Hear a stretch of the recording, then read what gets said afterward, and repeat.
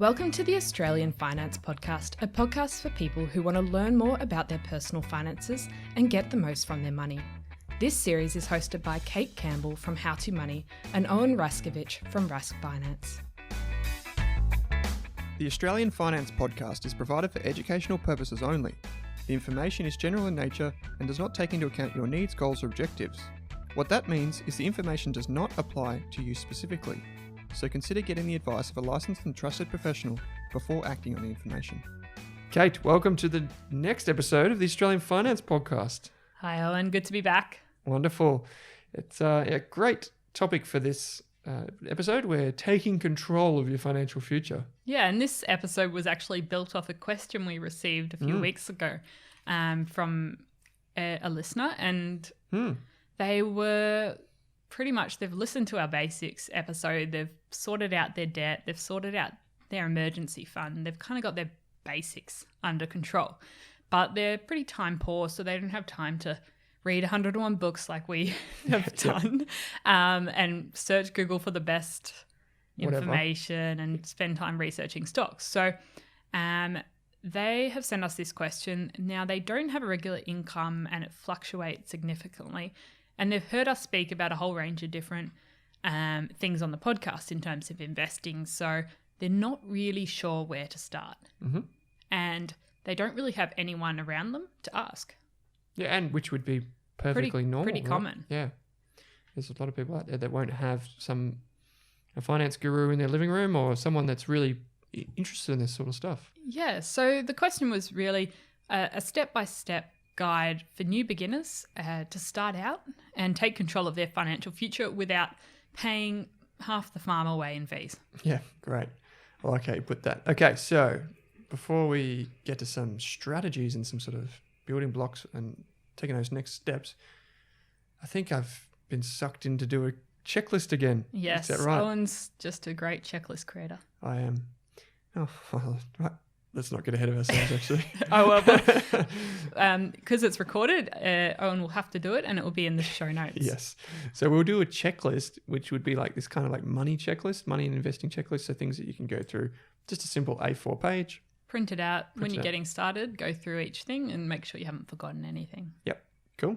And we're just going to effectively run over what would be on that checklist right now. Yeah. So we're going to explain the things that you can do and some of the things that we've covered in the past, but kind of like just provide a summary of them all. Mm-hmm. And if you need to, there's plenty of episodes. The first 10 episodes, obviously essentials.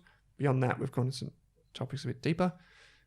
And yeah, I'm keen to get into this. So first things, now this listener has their budget sorted, but what would be the first step? Is that it? Yeah. Well, I think the first thing when you're trying to sort out your finances is work out your incoming and outgoing. So how much you're getting paid, how much you're spending. If the spending is exceeding the incoming, then something's got to change immediately. Yep. So best ways to do that, bank accounts, like look at the statements. Yep. Get an app, like track my spend from ASIC. Yeah. And if your credit card bill, you're just paying the minimum each month, then you got to start there. Yep. That's the low-hanging fruit, as they would say. It is the most bang for your buck. If you start paying back that credit card, you get so many benefits in interest and fees and all that sort of stuff. So for every dollar you spend now, you might pay it off months quicker. So that's first steps. So once you've made sure you've got more incoming than outgoing, I think definitely start to create a budget. Yep. And we've talked about different types of budgeting strategies, whether it's the 50, 20, 30. Yeah, so 50% of your salary on living expenses, 30% on all those nice to haves, holidays, things like that, and 20% on long-term savings. Yep. It's a great, simple budget. There are others, but you can effectively think about that. And there's great apps now that you can just plug in your debit card, link it, and then it'll tell you exactly how much you spent on food that month, how much at the supermarket, how much on petrol, and it breaks it all down into categories. And that you could even do that before creating a budget, so you've got a baseline to go off. What on earth is this app? Well, one I was using called Frollo. Oh, yes, you mentioned that. That's free in Australia. So at the moment, they aren't charging for anything. So that's one to check out. Mm-hmm. Cool. Okay. And I think there's a few like Pocket Book. Mm-hmm. Yep, I've heard of that. God, I like these inside tips. Coming out with the good ones. Okay. So if you want a baseline to start building your budget off, because you go, how much do I actually spend on food each month? Instead of having to go in and add up every single thing on your credit card or your transaction statement, put it through an app. Yep. Cool. Love it. So when you're saving costs, Aldi, oh my God, it's amazing. Aldi's a great place. Toilet paper for the win. Yes. What else is there? You can cancel your direct debits at the bank level. So you can cut all them off. So you know exactly what's coming in, what's going out. If you ask you have subscriptions coming out of your ears, you can cut them all off there and then. Yeah. And that's cancelling a card is often, if you can, is often the best way to find out exactly how many subscriptions you got, because suddenly all these companies that haven't emailed you for years, when your credit card is declined, when they run their next payment, will suddenly start to email you. Yep, they sure will. Okay, so the one thing here, and this is really important, is that when you're setting up your budget, don't be too hard on yourself. We've talked about this before, but if you can save 1% of your money this month, 2% next month, 3% the month after, that's great. All the way up to 10 or 20 or 30%. That's wonderful. Yeah, but and don't if be you're hard too on yourself. strict, you're just setting yourself up to fail, because it's just impossible, and then you feel terrible that you couldn't stay within your budget, and it just doesn't help the scenario at all. Yeah, some people talk about budgeting kind of like exercise. You know, people that have these wonderful ideas and they go, I'm going to save all this next week. Doesn't always work out. Some people it does. Some people can just go on a detox and they've saved all this money and they love it. And some sometimes people you've got to start out with one workout for the week and do that for a month, and then build it up from there. Yeah, that's it. So my advice is, if you look at your giant list of expenses, don't just go straight to the big ones. Start with the easy ones, have the little wins, and then let them snowball.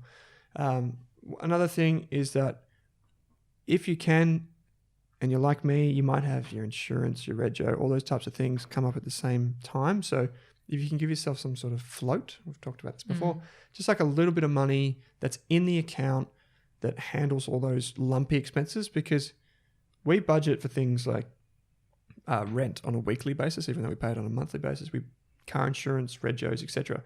But they all come out at once. So unless you've already saved that amount of money, it's going to be a bit of a shock when it comes. Yeah. So give yourself a bit of a float. Don't be too hard on yourself, and just keep snowballing.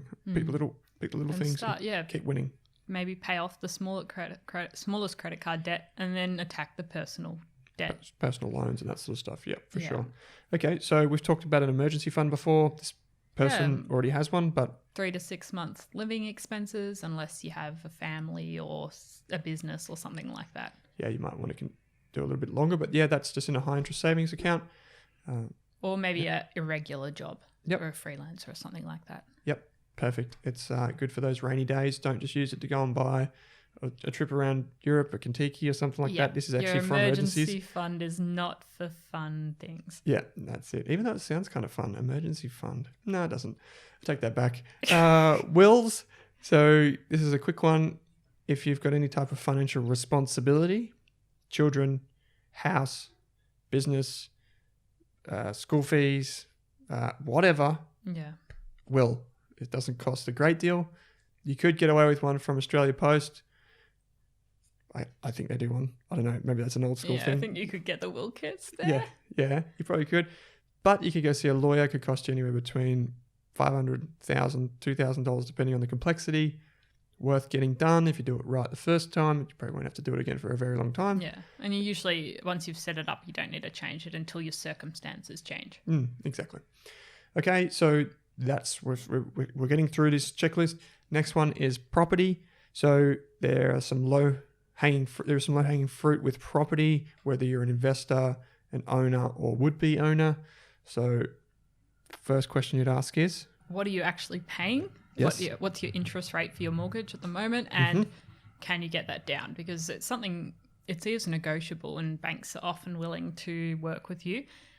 Or you can actually change mortgage providers, and maybe for a lower rate. So it's something you've definitely got room to move there. Plenty of comparison sites you can go to and just get a reference, and you can call your bank and be like, I just noticed on the insert comparison site name website that I can get a mortgage for less than 3% and you're charging me 4.5%.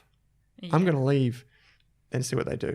And if you don't want to stay on hold, just ask straight for like the cancellations department or the complaints department or something like that, or the sales department. They're generally quick to pick up. And you can write it down on a piece of paper in front of you, then call the fund and just read off what you've written down. If you're like me, you might shake a bit, you might get a bit nervous when you're trying to be like really assertive with these people, but that's what you got to do. And if they don't play ball, go elsewhere, go see a mortgage broker, etc.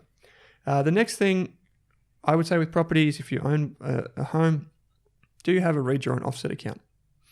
We've talked about interest rates being really low on savings accounts, even lower more recently. If you can get a free redraw or offset account with your loan, it's low-hanging fruit. Yeah. Because you effectively earn more interest. We won't go into it now, but you can effectively earn more interest after tax because you have your money in one of these mortgage accounts. They're a bit weird. We've talked about them before, but that's a box to tick off. Most good banks will offer them with the mortgage that you get for no charge. And some of them let you set up multiple offset accounts linked to the one mortgage. So you can... I've seen some of them, people have one for their emergency fund and one for their holiday fund, and all in separate accounts lined up. Oh, that's cool. Makes sense, right? But if they're charging you for that, it's probably not worth it. No, it's not worth it. So that's another thing a lot of people don't realise, but mortgages actually have fees, a lot of them. So annual fees, account fees. Maybe they post you a credit card in the mail with the mortgage. Don't worry about any of that crap. Just get the no frills one. But if they throw in the offset and redraw for free, it's a bonus. Next thing. Insurance. So we did a whole episode on that. Well, Owen mostly did it.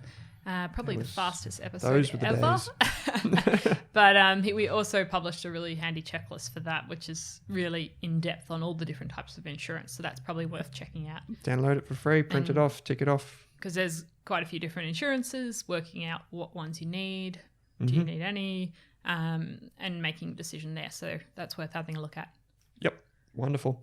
Okay, so now we're going to get to the actual, I suppose the action point of the question here is what to do now with investing. So you've done all this stuff, this housekeeping that's kind of, once it's in place, you just keep tabs on it loosely, it'll be fine. But what about this investing thing? Okay, so, well, the first thing you should do is you should invest in yourself. We had a whole episode on this, didn't we? Yes. You can invest in yourself, keep listening to podcasts like this one, to just, use your spare time, devote some, maybe an hour, maybe it's 90 minutes, maybe it's 60 minutes of your day, to some time to just understanding the world of finance, and it'll just be so much easier for you.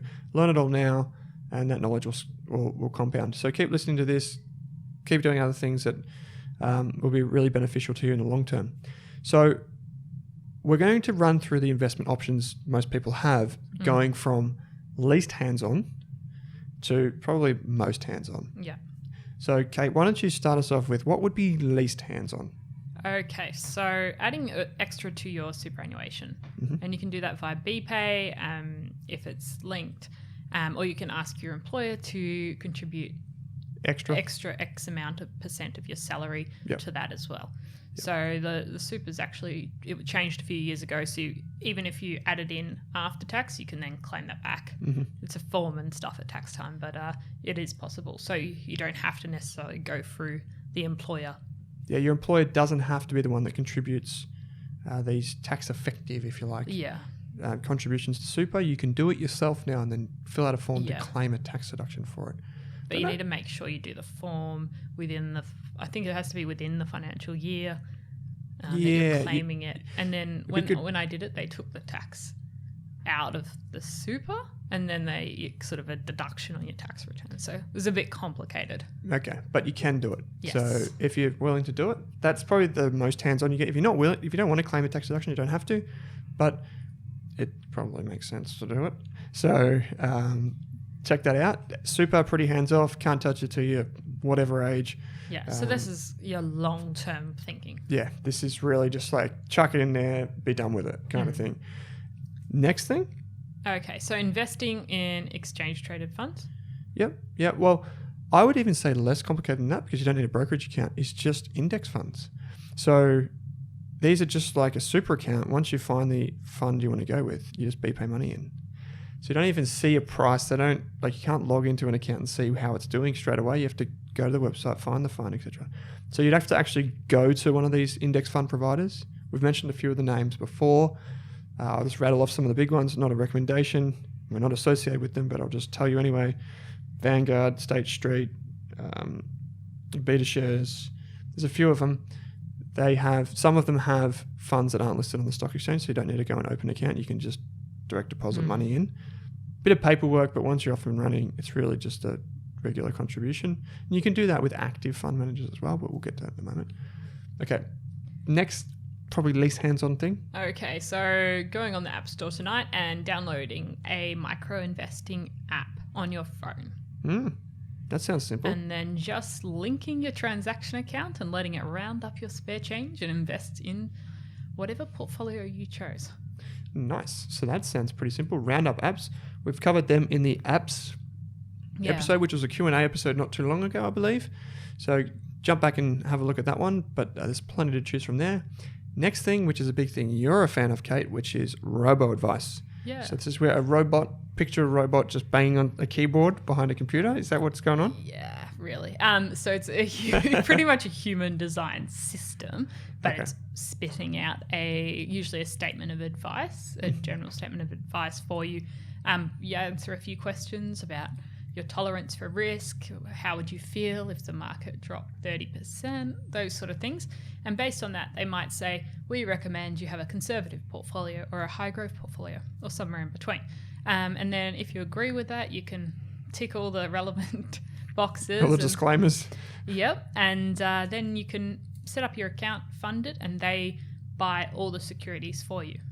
Now, if you're using a Robo Advisor, I'd want to make sure that all the securities were purchased in your name, which most of them do. So your name, you get your own holder identification number, and it's all pretty much you're paying them a management fee to buy and sell everything for you and rebalance. And you can just set up auto BPay payments to... Yep. So it's all automatic. Yeah, most of them have an associated cash management account, and then once it gets to a certain level, maybe 2% or 3% of the account, it'll rebalance it. So you can set up automatic payments and just let that go. So that's a Robo Advisor. You can go back to, once again, the same episode that had the apps in it, or you can just Google Robo Advisors Australia and then just do your research from there. Sign up on their website, fund the account, just keep going. Yeah. Pretty simple. Next one, which is the one you mentioned before. Yeah. So exchange traded funds. So that requires setting up a brokerage account, which it should all be free.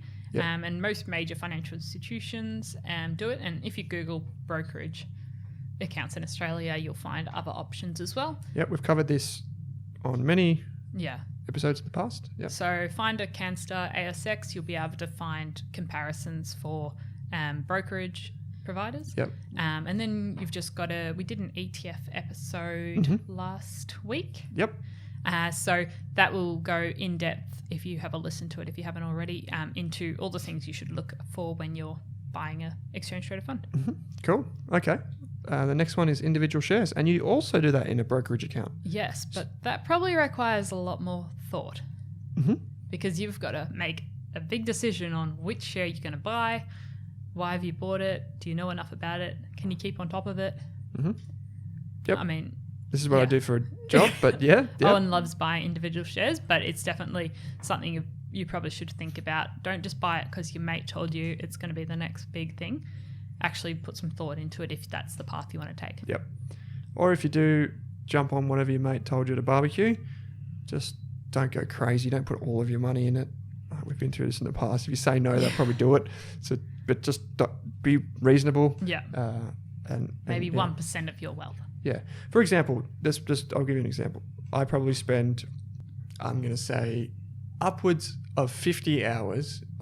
That's the minimum time I'd spend researching a share before I buy it. Normally it's months, like constantly keeping tabs on what the company's doing. Do I, like the management? All those types of questions. We've been through this on one of the first 10 episodes about individual shares. Really good episode to go back and listen to. It's a bit more hands-on. You can get advice on this, just like you can with any of them. Your financial advisor can do it, or you can get general advice on it. And you can pay for people to research shares for you. Totally can. Always take it with a grain of salt, though. Yep. You've got to make the decision yourself. The ultimate decision is your own. Yep.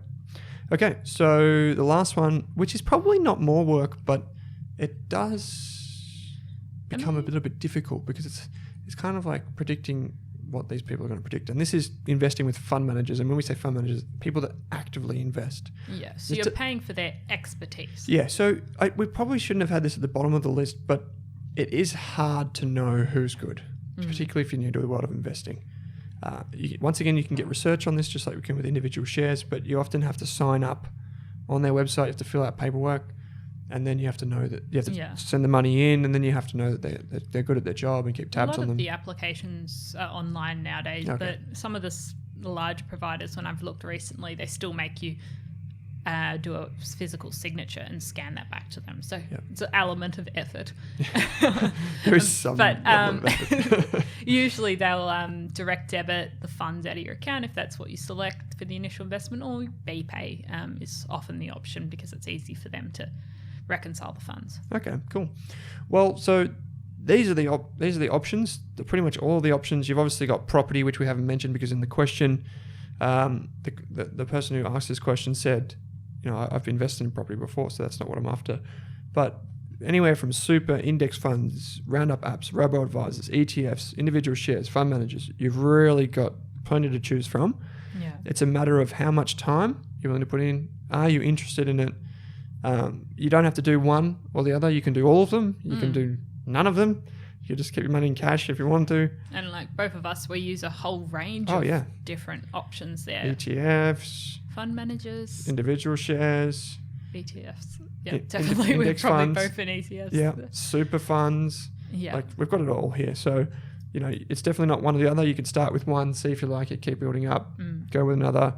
Obviously, all the usual caveats apply. Read the PDS, read the terms and conditions, all that sort of stuff. Do it once, do it right, and you'll be on your way. So I think whatever you decide, if you're time poor especially, try and automate as much as possible. So if you can set up, if super's what you decide, set up regular contributions direct to deposits. your super fund or get your employer to increase your contributions. If it's a Robo Advisor, then set up regular contributions when you get paid every time. So, or if you don't have a regular paycheck coming in, make a rule that as soon as you get paid, you put 5% away. Yeah. Or something, whatever's manageable for you. And maybe if you want to invest in 3 different types of accounts, 5% here, 5% there, 5% there. Yep. So just try and automate it as much as possible. And if you can't create regular direct debits or movements of funds from your accounts, even pencil it in your calendar, create an alert for every month at the same time you review and see if you need to make any payments. Yep, once a month, on the 1st of every month, transfer X into account. And it reminds me, goes off 24 hours before on my Gmail or my Google calendar. It's perfect because I always forget. Yeah, so you're setting up a monthly financial meeting with yourself. Yep. To sort everything out because it's your future and you want to actually make sure you put some effort into it. For sure. And this is all just about putting yourself first, paying yourself first. If you've got a jar, just think you've got a jar, put the things that are important to you in that jar first and then all the little things falling around. One of those things should be investing. Yeah. We're always very quick to pay the mortgage, pay the bills, pay everyone else. Pay yourself first. Get that money in there. That's for your future. That's what will make a difference. Cool. Yeah. I think that's about it. So I hope that episode was interesting because we had a lot of questions on this recently about getting started. We've listened to the episodes. We know the basics. Now what? Yeah. So I hope you find the checklist in the show notes really useful. Yes. That will be produced in no time. Subtle dig there, Owen. No, it will be produced and it'd be pretty much, you could use this episode as kind of like the overview of the checklist if you like, to think about it, and then use the other episodes if you're confused about what's on the checklist and how you go about things. So if you have any questions about those steps, feel free to contact us. We've got podcast@raskfinance.com. That's the one. .au? I like how you're pronouncing it. .au? No, just .com. We're global. Right. Yeah. Podcast@raskfinance.com. .com. Cool. Or you can go to the howtomoney.online website. Yes, I'm there as well. Yep. Cool. And you're on Twitter? Yeah, on Twitter and Instagram at howtomoneyAUS. Cool. And I'm Owen Rask on Instagram and Twitter. Thanks for joining me, Kate. Thanks for listening.